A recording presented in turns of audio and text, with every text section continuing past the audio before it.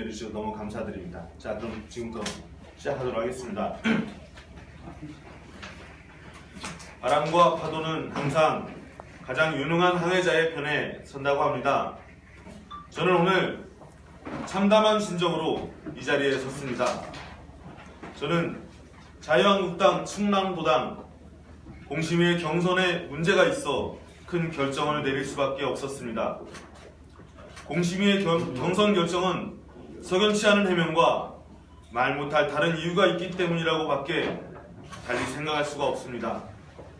공정하지 못한 경선으로 지지자들에게 상처를 주고 승리의 동력을 갉아먹고 있습니다. 그래서 저는 큰 결심을 했습니다. 이제 자유한국당 농산시 라선거구 후보를 사퇴하고 자유한국당을 탈당해 새로운 항해자로 나서겠습니다. 존경하는 논산시민 여러분, 여유로운 노년, 보람있는 장년, 당당한 중년, 신바람 나는 청소년의 논산을 만들겠습니다. 안녕하세요. 논산시의회 라선거구에 출마하는 김광석입니다. 정당인도 기성 정치인도 아닌 지금 이 시대를 살아가는 평범한 아버지요 자식입니다. 하지만 그 어떤 가장이라도 그렇듯 누구보다 열심히 치열하게 살고 있습니다. 저는 정치인의 잣대로 세상을 볼 줄을 모릅니다. 그러나 열심히 살아가는 가장, 부모 자식의 눈으로는 누구보다 잘 볼 수 있습니다. 그래서 정치를 잘할 자신이 있습니다. 살아가는 것이 곧 정치이기 때문입니다. 삶의 정치, 생활의 정치를 꼭 하고 싶습니다.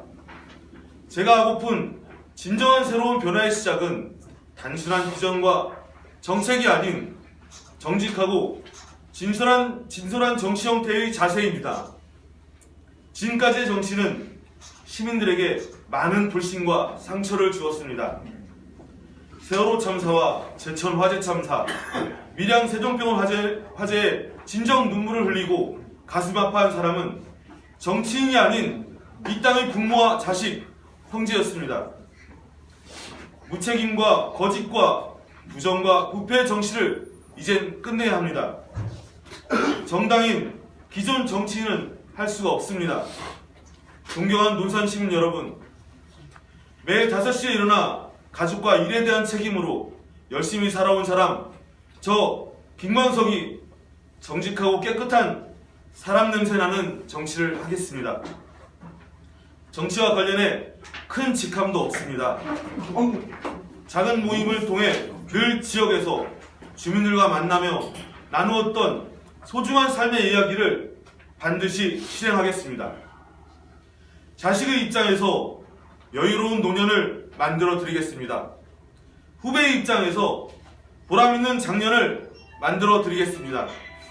가장의 입장에서 당당한 중년을 만들어 드리겠습니다. 부모 입장에서 신바람 나는 청소년의 논산을 만들겠습니다.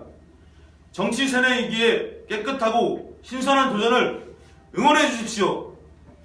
저 혼자서는 할 수 없는 일, 시민 여러분과 함께라면 의견이 아닌 현실이 될 수 있습니다.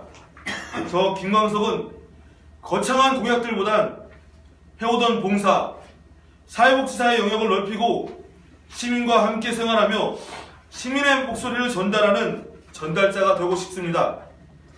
정체되어 있고 추진되어지지 않는 많은 공약들을 면밀히 검토해 시민의 편에 서서 이를 추진하겠습니다. 저 김광석은 시민 여러분 모두와 함께 발전하고 살기 좋은 논산을 만들고 싶습니다. 다시 한번 힘을 내겠습니다. 그리고 믿어주십시오. 끝까지 경청해 주셔서 정말 행복했습니다. 감사합니다. 2018년 4월 18일 바른미래당에서 김광석이었습니다. 감사합니다.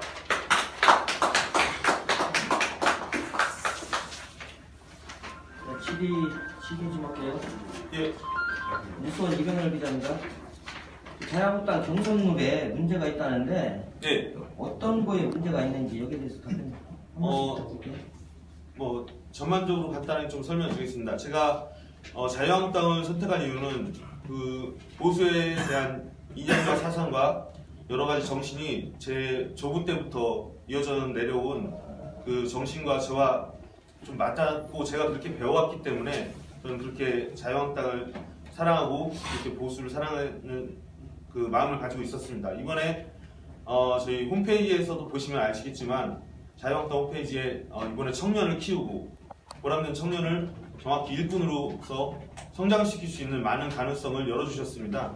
그래서 청년 당원에게 30%의 가산과 그리고 지방의 지역의 기초의원의 50%의 우선 공천을 약속을 했습니다. 이렇게 당에서 지침이 내려왔고 이번에 도지사 후보님의 기자회견에서도 이쪽 지역의 충청도는 무조건 젊은 층에게 전략 공천으로 주시겠다는 그런 말을 분명히 제가 그 자리에서 들게 됐습니다. 정말 가능성 있고 정말 좋은 당, 정말 이번에 새롭게 정말 성장할 수 있는 다시 한번 정말 붉은 깃발을 휘날 수 있는 그런 당이라 믿고 이 자리에 함께 했었습니다. 하지만 막상 공천의 과정에 들어가니 여러 가지 생각지 못한 변수들이 많이 있었습니다. 제가 생각하기에는 좀 어려운, 이해하기 힘든 많은 공천 그 결정 과정이 있었고 그 과정의 경선의 룰에 있어서도 제가 신뢰하지 못하는 많은 부분이 있었습니다. 저희 라선거구는 아시다시피 세 분의 저희 시의원 기초의원을 뽑습니다. 세 분의 의원을 뽑는데 3명의 후보가 이번에 등록하게 됐습니다. 저희 소선거구제라면 만약에 한 명에 대한 한 지역에 한 명이 나오지만 저희가 중선거제를 채택하고 한 지역에 2명에서 5명까지 대선거제는 6명 이상을 하는 그런 거기 때문에 저희 중선거구제 저희 양춘 지역에 2명 그리고 은진에 1명 이렇게 총 3명이 나왔습니다. 저는 1명, 2명이 뭐 같은 지역에 나오는 게 아니라 뭐 10명, 20명이 나와도 이길 자신으로 해볼 자신으로 그렇게 나오는 건데 다른 분들의 입장은 그렇지 않나 봅니다. 이쪽에 많이 잘못되면 지역에 어려움이 있을 수 있고 당 입장에서도 문제가 발생할 수 있기 때문에 경선을 통해서 2명을 공천하는 거를 채택을 하셨습니다. 3명의 후보에서 2명으로 했습니다. 그렇게 해서 경선을 따르려고 하니 또다시 또 3명을 또 확정됐다고 또 도당에서 그렇게 얘기를 해주셨습니다. 그래서 이게 좀 다시 제대로 돌아가는가 싶은 느낌이 들었었는데 마지막에 최종 결정이 또 다시 2명으로 결정이 되었습니다. 지금 공천 과정에서 3명, 2명, 3명, 2명 계속 이렇게 바뀌는 과정에서 이걸 신뢰하기가 많이 쉽지 않았습니다. 공천 과정을 신뢰할 수 있는 여러 가지 표본이 나오지 않기 때문에 제가 그거에 수긍하기가 많이 쉽지 않았습니다. 많은 후보자들도 많이 이것 때문에 난해하고 어렵고 혼선이 많이 왔었습니다. 그렇다면 이제 경선으로 넘어가겠습니다. 경선 과정에 이제 2명을 후보를 뽑는다는 결정에 경선을 참여하게 됐습니다. 한 후보는 경선을 하게 되면 경선에 참여하지 않겠다고 하고 바로 뒤로 돌아서 나가셨습니다. 경선이 2명을 뽑는 자리에 2명의 후보밖에 남지 않았습니다. 그 과정에서 이렇게 되면 경선의 의미가 있습니까? 라는 질문을 했습니다. 거기에서의 답변은 그래도 경선을 해야 된다고 합니다. 알겠습니다. 따르겠습니다. 경선하겠습니다. 그 과정에서 경선에 나를 가르는 과정입니까? 했더니 둘 중에 한 명을 또 컷오프를 하겠다고 합니다. 여기서 어떤 의미를 제가 가져야 될지 모르겠습니다. 경선을 주장하는 쪽과 경선을 하지 않겠다는 쪽이 있었습니다. 근데 계속 경선을 주장하는 쪽에서 계속 경선을 해야 된다고 하고 저는 그거에 대해서 여러 가지 의문과 오점에 대해서 제가 민원을 넣고 진정서를 계속 도당에 넣었습니다. 그거를 수렴하겠다고도 했습니다. 근데 막상 뚜껑을 열어보니 전혀 수렴되고 전혀 반영된 게 없었습니다. 그대로 저에게는 굉장히 좋지 않은 경선 구조로 가고 있었고 이 과정에서 누구 한 명을 어떻게든 이 지역에서 컷오프를 시키려는 의도로밖에는 저는 생각할 수가 없었습니다. 그렇기 때문에 저는 당당하게 더 이상 이쪽 당에 저의 미련을 두기가 어려운 상황까지 오게 됐습니다. 그렇지 않으면 다시 한번 또 저는 이 자리에 주저앉게 되고 다시 한번 그 기존 정치 틀에서 또 한 명의 또 희생자가 발생할 수밖에 없겠다 싶어 저는 강한 청년, 젊은 일꾼의 모태를 가지고 다시 한번 도전하는 쪽으로 결정을 하게 됐습니다. 답변이 되셨습니까? 또 질문 있으신가? 지금 나선국에 출마하신 거죠? 예. 지금 기자분들 농아동 인쇄물에 보면 나선국 되어 있습니다. 예, 제가 오타였습니다. 너무 정정을 죄송하고요. 해야 될것 예. 같고. 나선국 네, 다른 후보들과의 비한 자기만의 장점 하나만 좀 얘기해 주셨으면 좋겠습니다. 예. 저는 이번에 정치 초년생입니다. 처음으로 이쪽 자리에 나오게 됐고 정말 새로운 것, 많은 것 그리고 정말 모든 것을 새롭게 다 배우고 있습니다. 이 새로운 마음으로 배울 때 정말 이 과정이 너무 즐겁고 행복했습니다. 많은 후보님들과 함께 아침 일찍부터 만나서 인사하고 나누고 많은 사람들을 만나는 과정에서 정말 새롭고 정말 재미를 느꼈습니다. 이 과정 속에서 이렇게 해서 정말 많은 분들과 소통하면서 나눌 수 있겠구나. 저는 사회복지사입니다. 항상 사람을 사랑하는 사회복지사였습니다.